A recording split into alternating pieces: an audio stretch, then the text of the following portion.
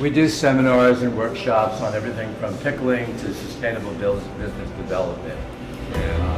To show other grows that, you know, you don't have to burn stuff, you don't have to put chemicals and pesticides on there. You can do this, get a good price for it, and protect the workers at the same time. So to me, I had 2 5-gallon buckets of olive oil. I was bringing it home and filling stuff. And I never knew that we could grow like that, but I like that we've grown, and that I feel like this is one of the things we do that makes a difference. You know, they're a little skewed. Like there's this idea of making a profit, and so money leads. And not that you can't do good business with money leading, but it changes the way you think. So if money was leading, we'd ask the question, should we have a child care center? Should we have a kitchen? And you'd go, no, we'll make less money if we do that, because there's no money coming in from doing that. But if you say, we have here, money is a fuel, not a goal. So that's how we operate. And we also put kindness first. And essential oils, if you took a mint leaf and you crushed it, you would smell mint. And that's from the oil in the leaf. And so essential oils are basically, they're an oil from a plant. Ginger root. Ginger, if you dry the ginger and then you process it, there's oil in there, and that's the ginger oil. So we're using natural ingredients, again, because they're really, really good for you. They come from nature. This is an agricultural business. It's based on the soil.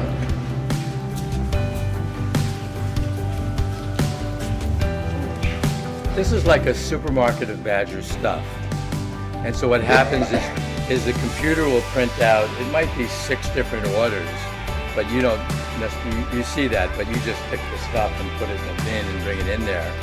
And then a shipper, let's say a shipper's gonna ship to someplace in Princeton, New Jersey, and they've got the order, they'd have to run out here and find it all along this different thing. But because we have pickers, the shipper's got stuff here, and it says 5-star muscle rub. They got the 5-star muscle rub. And there's 6 orders, so when you get to the last order, there's just a little bit of stuff that's all there, right there with you. I've done that, and I end up with leftovers, and they don't want me shipping anymore. So. I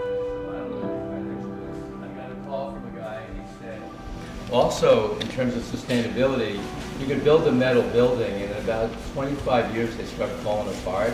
This thing will be here 300, 500, 600 years from now. Who knows what it will be? But you put all that energy into it, and you make it last. So I like that idea, especially with building. So that first year, in '96, I did $125,000, like $126,000. I did almost exactly that. And then the next year, because I added more products, I had all these stores that had my stuff in. When I came out with more stuff, they bought it.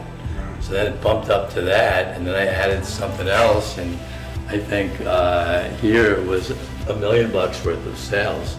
So in 3 years, and we just kept scrambling. Like in the first year, I couldn't remember if I had billed people, and if I had billed them, if they paid me, and if they paid me, if I had deposited the check, and if they paid me and I deposited the check, had I actually delivered to them. And I even called somebody and said, you need to pay me. And she's like, Bill, you need to get a life. I paid you. And I found her check in the back of my truck. So I stopped doing carpentry. I hired a 10-hour a week, bookkeeper. I hired James to help me, do stuff. And then I tried to stay ahead of things. Usually over there, he schedules stuff. Like he'll look and say, what do we need to make next? And we have all the ingredients for it. We have the people. In the end is James, who's the first employee. He's production manager. And then Kristen is the quality control person. What makes us discontinue a product? Because our equipment is geared to make 10,000 pieces, if you have something that maybe you're selling 1,000 pieces a year, and you've got, and your, and production is trying to fit in 90 different products, it's really difficult. So they look and they go, you will lose a little money, but it's just so inconvenient to try to fit that into the schedule, and you don't want to make 10 years worth of stuff, and you don't want to tie up the machine for a day to make 1,000 pieces. So that's often the reason.